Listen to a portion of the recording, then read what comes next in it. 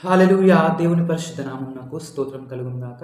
ఫిలిప్పీయులకు రాసిన పత్రిక 2వ అధ్యాయము 4వ వచనంలో మనం చూసినట్టయితే, మీలో ప్రతివాడు తన సొంత కార్యమును మాత్రమే కాక ఇతరుల కార్యమును కూడా చూడవలెను అని చెప్పి రాయబడింది. ఆమేన్. హల్లెలూయా! అవునండి. మనం మన సొంత ప్రయోజనం నిమిత్తం మన సొంత కార్యము చేసుకునే వారిగానే కాకుండా మనం ఇతరుల కార్యమును కూడా చూడాలి. వారి ప్రయోజనం నిమిత్తము మనం వారికి సహాయం చేయాలి అని చెప్పి దేవుని వాక్యం సెలవిస్తుంది. చూడండి, ఈ రోజుల్లో మనం చాలా మందిని చూసినట్టయితే వాళ్ళు ఎలా ఉంటారంటే ఎప్పుడు వారి స్వార్థపూరితమైన ఆలోచనలు, వారి ప్రయోజనం నిమిత్తమే ఆలోచించుకునే వారిగా, ఎంపిక చేసుకునే వారిగా ఉంటారు.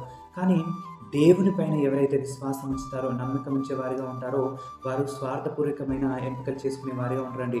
మనం పరిశుద్ధ గ్రంథంలో చూసినట్టయితే అబ్రహాం గారిని మనం చూసినట్టయితే తాను లోతు విషయంలో స్వార్థపూర్వకంగా ఆలోచించలేదు. కానీ లోతుకు ప్రయోజనం కలగాలని చెప్పి, ఆయన దీవెనలు పొందుకోవాలని చెప్పి, ఆశీర్వదించబడాలని చెప్పి లోతుకే ఎంపిక చేసుకునే అవకాశం ఇచ్చాడు.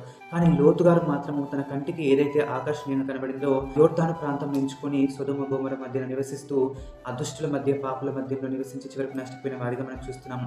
కానీ అబ్రహాం గారు మాత్రము దేవుని చిత్త ప్రకారంగా, దేవుని చిత్తాన్ని అనుసరించి, దేవునిపైన నమ్మకం ఉంచి, దేవుడే నన్ను పోషిస్తాడు, దేవుడే నన్ను చూసుకుంటాడు అని చెప్పి నమ్మకం ఉంచి అక్కడే దేవుని చిత్తానుసారంగా జీవించడం వలన దేవుడు అతన్ని అత్యధికంగా ఆశీర్వదించినట్టుగా మనం చూస్తాము.